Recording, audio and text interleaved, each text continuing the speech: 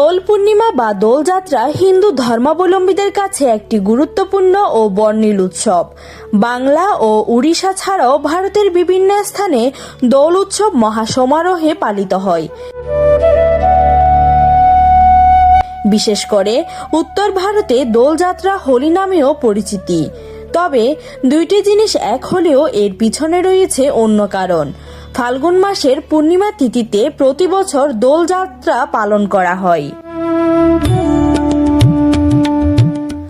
বৈষ্ণবদের মতে দোল পূর্ণিমার দিন শ্রীকৃষ্ণ আবির নিয়ে রাধা ও অন্যান্য গোপীদের নিয়ে রং খেলায় মেতে উঠেছিল। সেখান থেকে দোলযাত্রা শুরু। আরও কথিত আছে, বসন্তের প্রথম পূর্ণিমায় কেশী নামে এক অত্যাচারী অসুরকে বধ করেছিলেন ভগবান শ্রীকৃষ্ণ।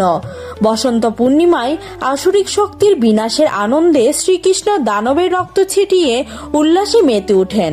সেই আনন্দে সামিল হন ব্রজবাসীও। সেই থেকে সূচনা হয় হোলির উৎসবের।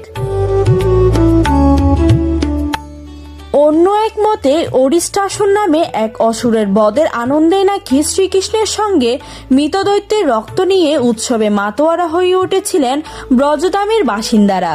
সেই রক্তরাঙা উৎসব থেকে প্রবর্তন হয় দোল বা হোলি মহোৎসবের।